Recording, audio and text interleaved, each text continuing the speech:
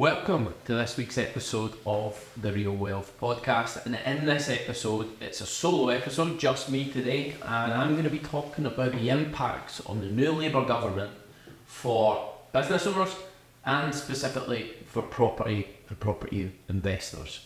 So we'll get into the detail of all of that in a little bit and try and forecast some of the impacts we could see as property investors and business owners. But first, before we do that, I want to talk about an exciting change that's happening in our business right now. So we are in the process of rebranding our business from Real Estate Wealth Development, or REWD Group as we're commonly known, to Real Property Scotland. And the reason for this change, we started business over 5 years ago. We are currently one of Scotland's largest private landlords. And through that period, a lot has changed in our business. In order to reflect that, we felt like we had to go through a complete rebranding exercise. A lot of people didn't get the whole REWD Group thing, even though it stood for Real Estate Wealth Development, which is what we're all about. A lot of the message was lost in translation. So we've made the move to transition our business now to Real Property Scotland to reflect that we are real people doing real deals. We're very focused on property in Scotland. And that's what we are all about. We're obviously now support a huge amount of clients build and scale their own profitable buy-to-let portfolio through educating them on how to navigate through the complex regulatory system in Scotland, and also by supplying them the deals to accelerate their journey. Not only that, we are now operating town and country property auctions in Scotland.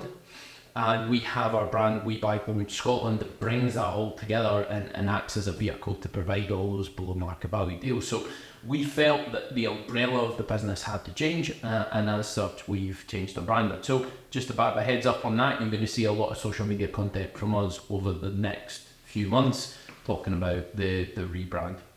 So with that being said, let's get into the purpose of today's podcast, which is to talk about the impact of a new Labour government and the likely changes that we're going to see over the course of the next 4 years, good or bad, for business and property investment. So taking a kind of higher level view, we've got Keir Starmer, and now he's not said a lot.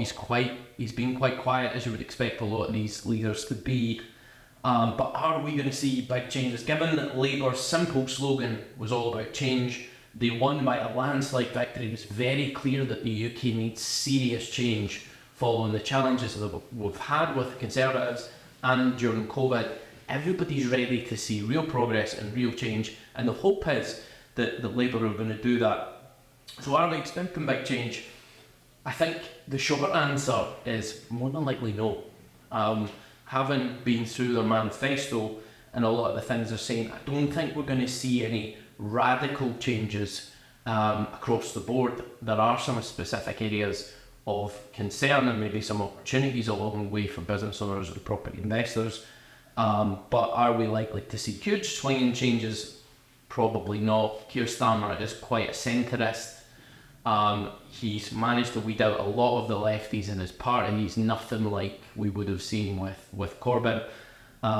But he has still got a few lefties in the party, and through the process of trying to get legislation through over the next few years, he's going to have to try and pacify them, which is going to be no easy challenge. Even although Labour have a massive majority now, which you would expect means they can push a lot more through a lot quicker, they still have challenges within their own party to overcome. So let's talk about what we see as the impact for business owners, and this is quite a broad subject because business owners can be any type of industry, and obviously different industries will be affected to different degrees based on Labour's agenda. So the channel chancellor at the time, when these announcements were made, Rachel Reeves, who's coming in now, has confirmed that corporation tax won't be increased from 25%, and that within a reasonable period of time, within the first year, they're going to put together a business taxation roadmap. Now, is this good news? Not really, in my opinion. You know, if you go back pre-COVID, the Conservatives were talking about reducing corporation tax from 20% gradually down to 17% to inspire entrepreneurship, bring people into the country. And then post-COVID it went exactly the opposite way. It increased corporation tax to 25%. And what's been the result of that? Well, I seen a graph yesterday that I thought was really interesting insofar as millionaire migration, so people who are existing millionaires and where they're moving throughout the world. And the UK has a down regulation of millionaires by 9,500. So 9,500 millionaires have left the country to go elsewhere in the last year. Now that is a huge move, a huge move. One of the biggest, the only other country that has a bigger net negative move of millionaires is China. And when you compare the population, China's net negative movement is 15,000 versus the population difference. It's huge. In percentage terms, we are losing a huge amount of wealth from the country. We're losing a huge amount of entrepreneurship from the country. And that has to be driven by the tax system, at least to a significant extent. And to say that the UK government now under Labour is not going to address the fact that taxes are too high is a really negative for me. For them to say, okay, we're not going to increase income tax, we're not going to increase corporation tax. That's all well and good, but we need to seriously look at a reduction in tax to inspire business, and that doesn't look like it's going to happen. Certainly not in the short term. I go back to the Laffer curve that I've talked about a lot in our various podcasts, which show the optimum level of taxation to bring in maximum revenues for a country in terms of an overall tax percentage. The UK is much higher than it could be. And what happens as you increase taxes beyond the point is you actually start to receive less revenues because all of these wealthy people are moving out of the country. They've had enough, too much regulation, too much tax. It's done, we're gone. And that's exactly what's happened over the last year. If you go back to 23 to 24, you were looking at 3,500 millionaires leaving the country on a net position. Now that's not great, but it's tripled in the last year. There are serious issues that need to be addressed, and it doesn't look like this Labour manifesto is going to do that. But they are still talking about increasing the overall tax receipts. And the way they plan to do that is in several ways. One of them is by what they call closing the tax gap, which is essentially trying to collect more tax that should have been due that for whatever reason hasn't been received, whether it's through tax avoidance strategies, tax evasion strategies, whether it's through wrong filing, or the fact that HMRC are just under-resourced to be able to assess everybody and make sure that they are completely compliant in terms of their submissions and tax pay. So they're talking about adding another 5,000 HMRC compliance officers, which could mean for business owners there's going to be a lot more scrutiny from the taxman over the coming years. They're also talking about not changing VAT as such, but they're going to add VAT on private school fees, which is more of a tax on wealthier individuals. But again, wealthier individuals that are business owners can put a level of those fees through the business and get their VAT back anyway. So I'm not entirely sure where we're going with that one. They're looking at a reform of non-domestic tax legislation. So this is where business owners have profits from abroad, and the current rules would give them a 15-year exemption on having to pay tax on those overseas income. They're talking about abolishing that to get a lot more tax from people who are living in Britain that have overseas income. Now again, that is a move that is just going to increase the amount of people that are leaving this country.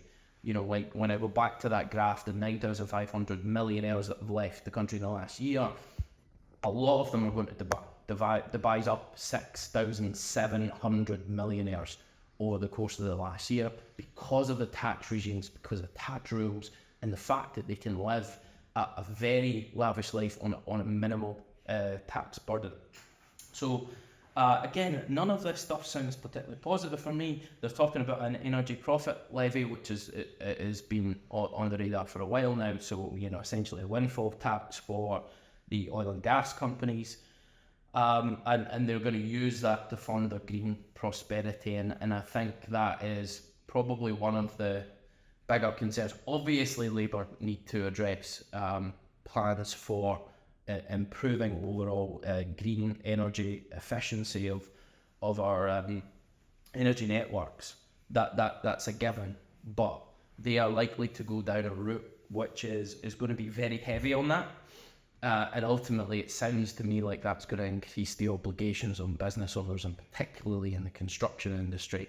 There's going to be a lot more regulation, a lot more hoops to jump in an industry that is already really struggling. And I'll get into that in a bit more detail, particularly when we get into property development. The one positive I can see here is that there are no plans for a wealth tax. So, we've talked for years about the potential of capital gains tax. At the moment, you pay tax when you sell an asset in the form of capital gains tax. It has been spoken about for years to assess the gain on an asset annually, whether you've sold it or not, tax you on that basis. That is a really difficult thing to do, because how you value an asset at any given time, and there's a whole host of additional things that are going to need to be done. There's a whole host of new valuation processes that would need to be implemented. And then how do you pay it? You may be asset rich but cash poor. If you've not refinanced that asset within the last year, you wouldn't have the cash available to pay the tax. So there's a huge amount of challenges around that, but really positive to see that they're not going to go down that rabbit hole as many other political parties have discussed. I think one of the areas that's probably, as a business owner, of bigger concern for me is workers' rights. Now, as you would expect from Labour, there is a whole host of stuff in their manifesto about improving workers' rights, and ultimately their objective is to make work pay. That's the slogan associated with it, and within 100 days they've committed that they are going to be putting together their plan and their detailed proposal for how they're going to make work pay.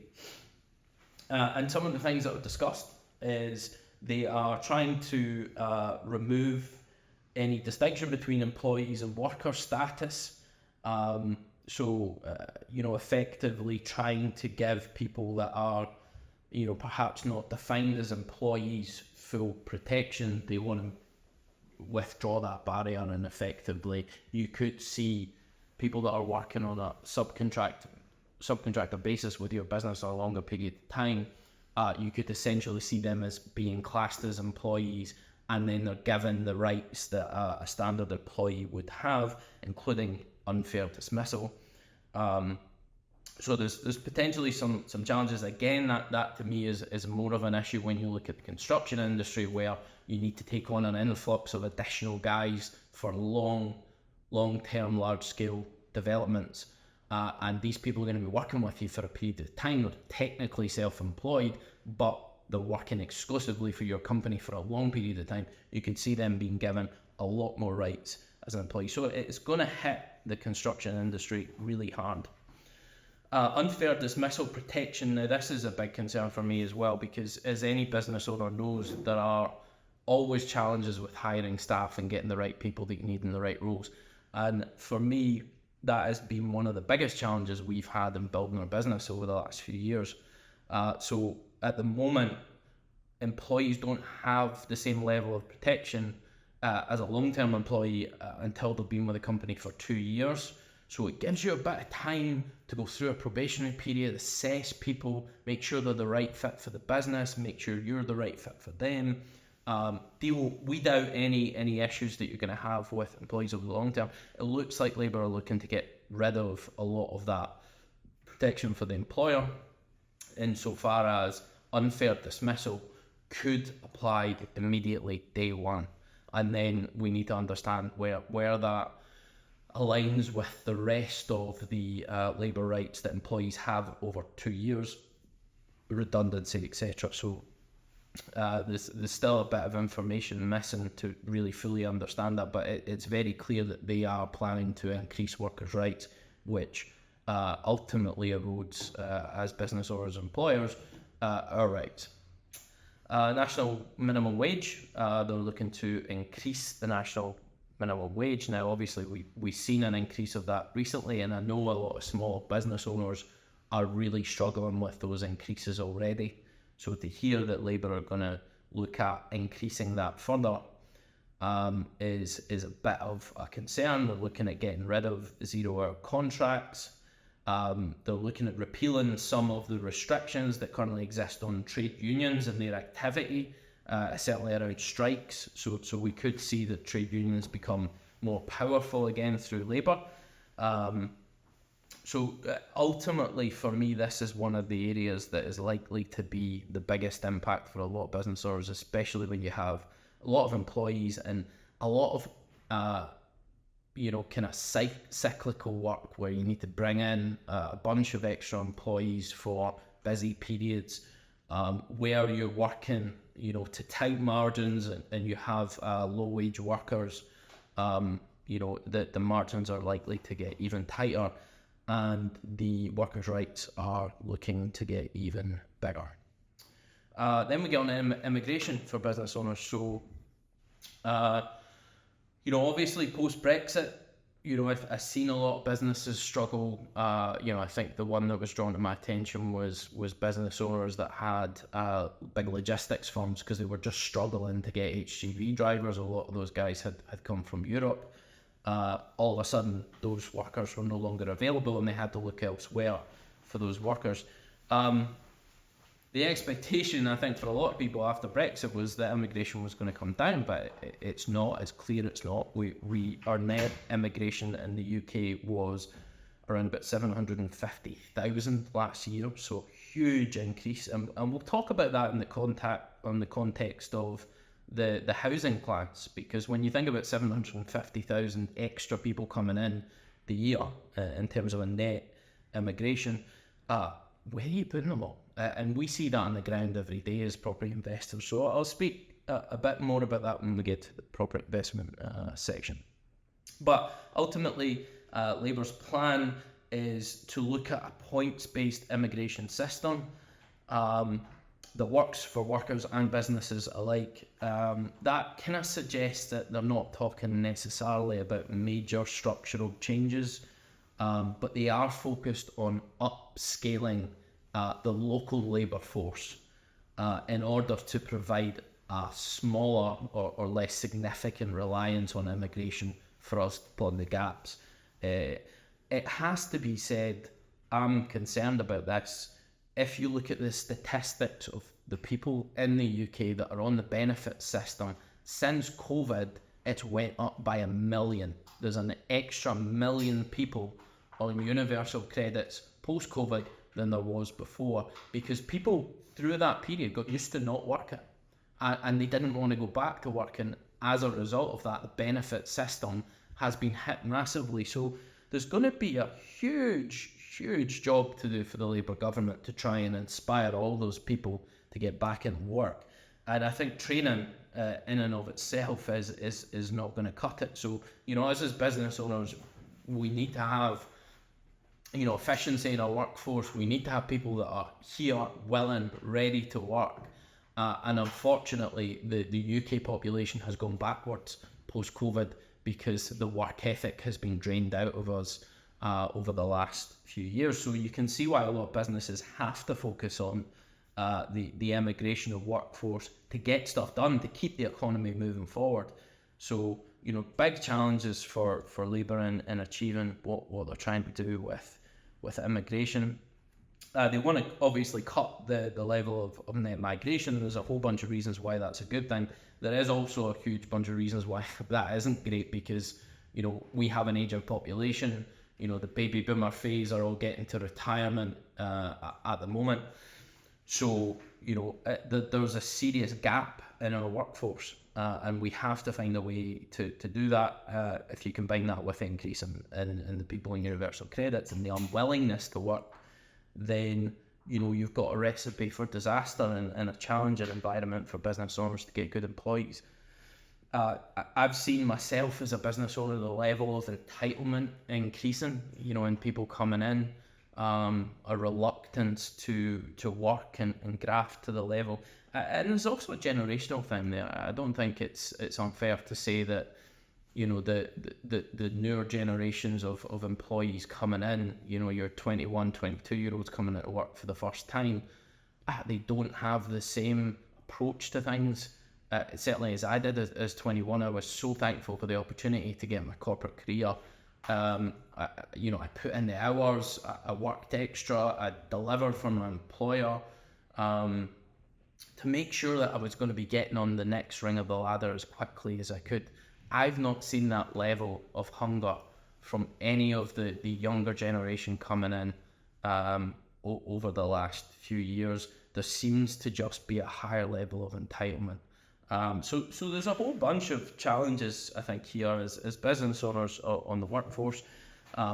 As part of their immigration policy, they're also talking about restricting access to the immigration system for businesses that are not providing a fair salary for a fair day's work.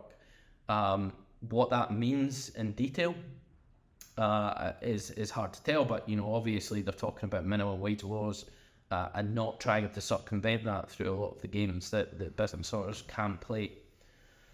So that's my immigration. They are not planning to reverse Brexit.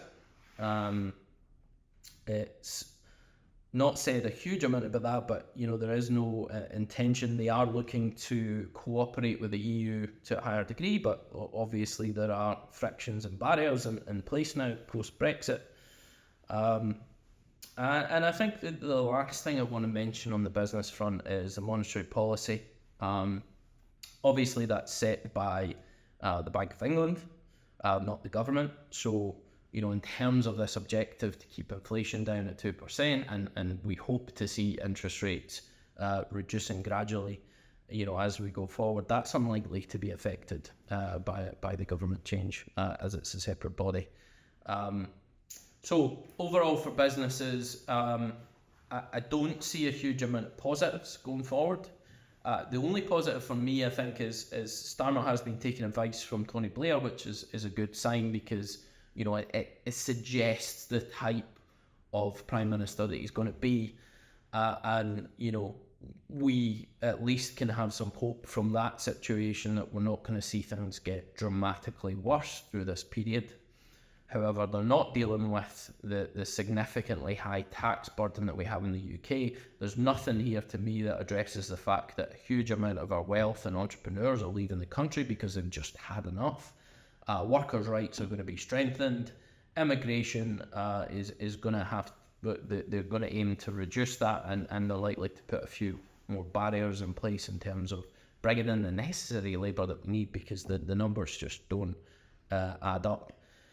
So no increases expected income tax or VAT, other than this private school situation. No increases expected to corporation tax, but as I say, that needs to come down anyway. We need to be careful for the kind of stealth increases that the government tend to do, which is not increasing the allowances as inflation continues to grow year on year. In terms of Scotland, and I'll get into that, I guess, when we're talking about property investment, because the results of the election, I think, are quite important for us as property investors. So a lot of the legislation that the business owners are hit with is done at a government level. Income tax is controlled to a degree by the Scottish government and Scotland. But most of the policies are set at government level. So I think a lot of these changes that we've talked about for business owners are going to impact us in Scotland equally as they do in England. Property investment is probably where that changes. So let's get on to talk about the changes in government insofar as they're going to affect us as property investors. And as one of the biggest private landlords in Scotland, one of the biggest things for me is over the last 6 to 7 years, the SNP government have absolutely hammered landlords. They have amplified every government strategy against landlords that is set at the UK government level. They've amplified everything. When we talk about additional dwelling supplement, still 3% in England, Scotland have raised it to 6%, that extra tax you have to pay when you're buying a second property. huge impact there. Section 24, obviously, Section 24 came in. That was a big impact. And, when we talk about the restrictions on landlords, the legislation on landlords, we've had a 4-year, essentially, rent control period in Scotland that only ended in April 2024. We have been massively hit by a Scottish National Party government. And whilst we still have to wait a couple of years for the Scottish elections Parliament, the indication from this election, in that the SNP's lost 39 of their seats and they now hold 9 seats at Parliament, it is a clear indication that people are ready for change across the board. And my hope is the next step is we're going to see a refresh of the Scottish Parliament and some relaxing of these legislation, and I'll talk about why there's such a big issue in a bit. But in terms of the private rental sector, what is Labour saying? So their plan is to immediately abolish Section 21, which is the so-called no-fault eviction. Well, again, as property investors in Scotland, we got hit with that in 2017. It's already been done up here, so we will not be affected by that change, but they are bringing it into England. It is planning to target the rental sector insofar as avoiding exploitation and discrimination against tenants. So there's going to be a big focus on that. It mandates landlords to investigate and fix reported health hazards and specify timeframes. That's also within their manifesto, and my expectation is that repairing standards, now keep in mind we've already seen a big change to repairing standards as landlords over the last 6 months. It seems to me that that's going to get worse in terms of the minimum standards that we have to achieve as landlords. So there was a few additions this year, including lead piping, still logistically trying to figure out whether or not you've got lead piping within your property is very difficult, but if you do find it, you need to replace it now. Communal entrances need to be secured. There needs to be a fixed heating system. There were a few additions already to repairing standards this year, and it's likely that is going to continue to grow arms and legs as we move forward. Big one though, rent controls. It's something that sends a shiver down a lot of property investors' backs. So Labour have said that they will not be implementing any rent controls. Now, they have backed off that statement very slightly, and that Rachel Reeves had said that they may look at local level rent controls. Now, that makes no difference whether they're doing it at a government level or a local level. It would be a massive impact, and I think if Scotland has shown nothing over the last 4 years with the rental controls that were in place during COVID and post-COVID, it doesn't work. What we have in Scotland now is double-digit rent increases, because as soon as something hits the open market and the tenant's out, rents are going up exponentially just now. And even with those restrictions in place, we were still seeing rents go up 10% plus in Scotland as an average, and that was just driven by new properties hitting the market. That there has been through the series of legislation that's been put in over the last six or 7 years, between Section 24, between the addition of ADS, between the restrictions and tenancy agreements and restrictions on evictions. All you've seen is the costs for landlords grow exponentially, so the rents grow exponentially. It's a business. We're going to pass it on. You can put rent controls in place, but you're going to reduce supply. Then again, there'll be a new raft of investors that leave the market.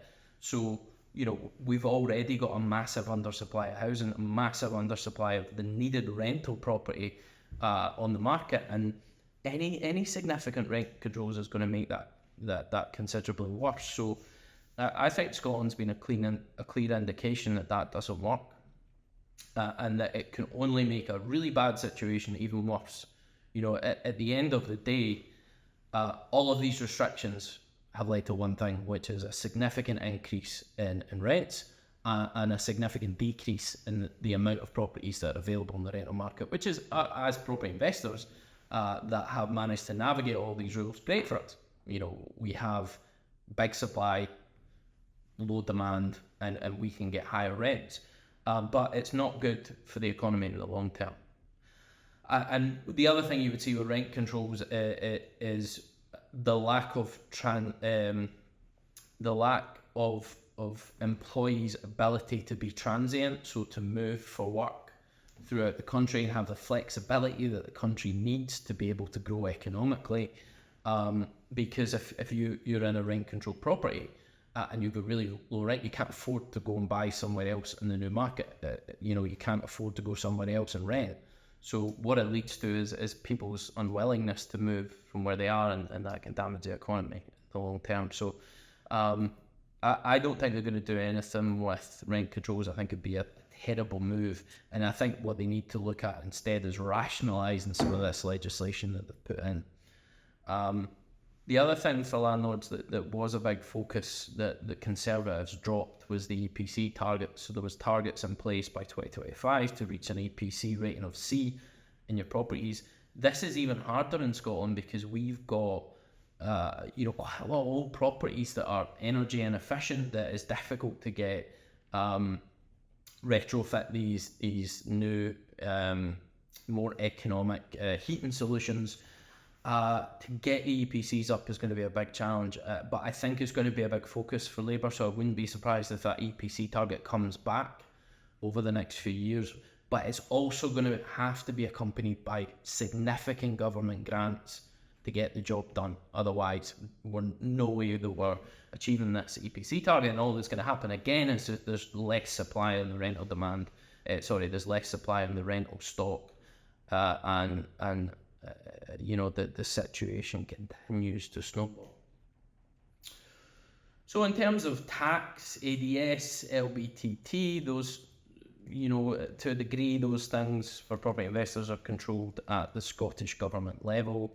As I say, we've got a few years to wait to see how that plays out in terms of the SNP's control over that, and whether or not we can start to see this anti-landlord rhetoric fizzle out a bit, as we would hope.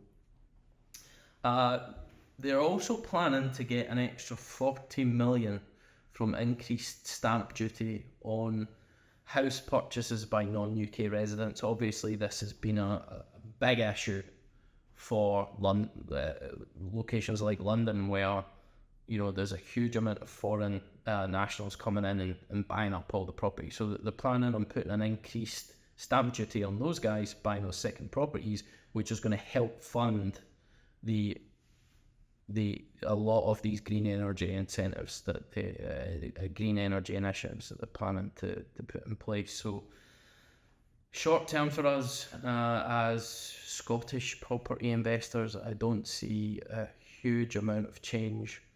The Section 21 is probably the biggest change they're talking about within the sector at the moment. Doesn't affect us in Scotland because we've already been hit by it. And as long as rent controls stay off the radar, then I don't think we're going to see massive changes. Moving on to the final section, the final thing I want to cover in this podcast is property development. Property development under a Labour government, what's it going to mean and what are the impacts? And again, I don't think many of the impacts are going to be as positive as we would like them to be. Our own journey in property development in our business has been incredibly challenging, to a point where we don't really do much in the way of property development. Just now we're focused on investment. And a large part of that was driven by several key factors. We were looking at a lot of commercial, residential conversion projects. We completed 3 of those projects. We had another 5 on the radar that we were planning to do, but the economics just didn't stack up. The planning process was a nightmare. The amount of time that you have to carry the costs of the building or the land, until you can get planning is just extraordinary. I think on Temperance House, it took us the best part of 2 years to get planning and building warrants in place so we could actually start. That is a huge cost for developers to sustain, especially when the margins are already pretty low in that industry. So that was one of the big challenges. The other big challenge is post-Grenfell, there was a whole host of new building standard regulations that came into play, which just increased significantly the cost of building out these properties, especially trying to retrofit it into an existing building. So that became a massive cost inhibitor for us. And then the other major impact was the cost of materials post-Brexit and post-COVID. It just got hugely expensive to buy materials, and in some instances on our material costs for the Temperance House development, our costs had doubled. Partially due to a lack of supply during COVID, but it hasn't got much better post-COVID. So when you've got regulations going up, planning periods extended out, you've got material costs going up, it is really hard to economically justify, particularly in Scotland. And that's what a lot of people down south will get. There may be places like London or one of the higher kind of value cities where you can sustain those big costs. You can sustain the extra planning costs because the end value of the properties is so high. There's enough margin in it to make sense of it. But property pricing in Scotland are very cheap. It's already very difficult to build new properties and make a margin because we have the same building standards, same building regulations. We have a nightmare planning process that doesn't allow any permitted development, not like down south where there's a degree of permitted development. The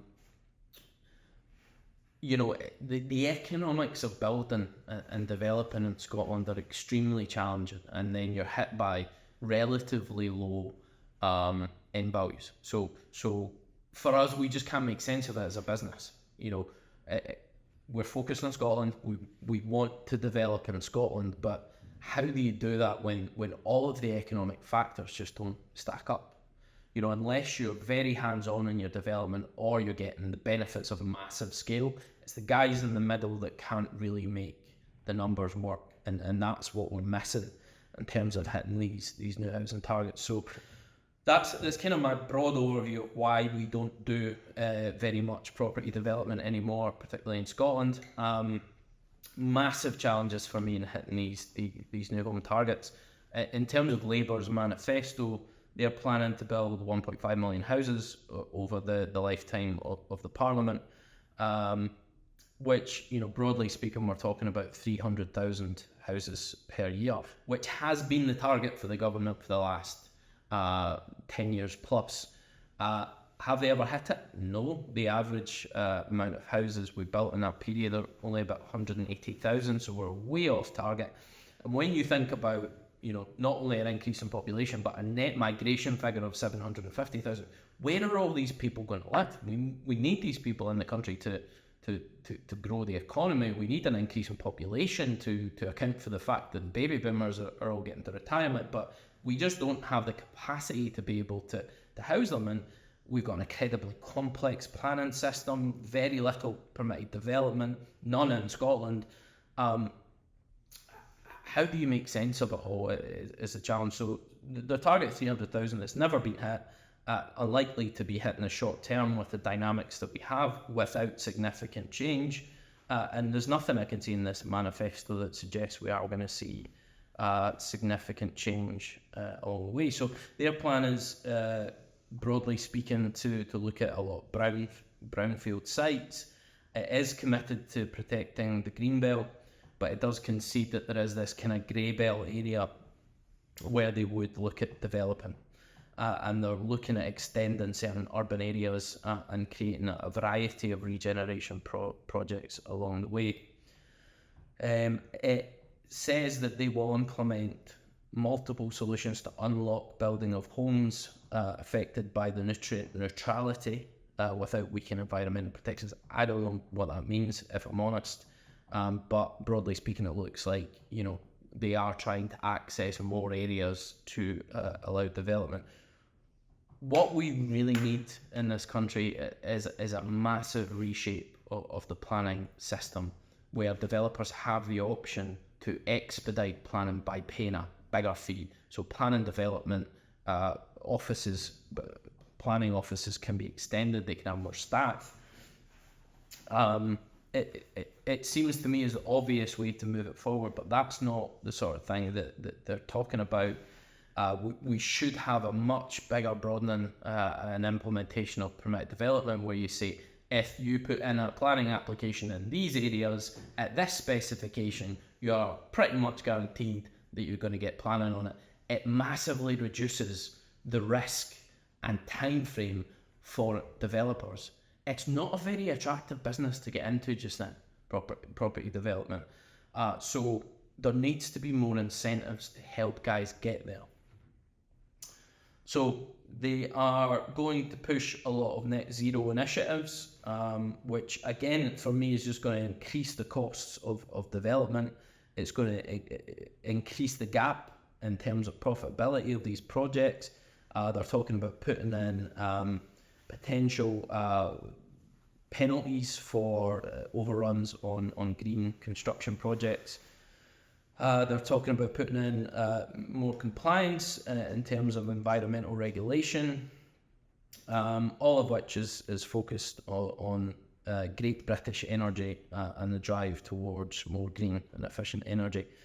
None of this is good news for developers or construction companies. Businesses will need to stay up to date with a very dynamic, fast-moving regulatory system, which means more training.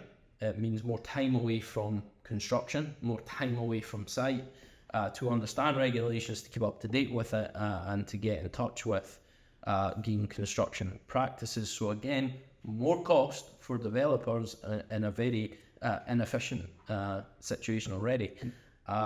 How do they sustain it? How is any of this sustainable without significant grants being made available to developers?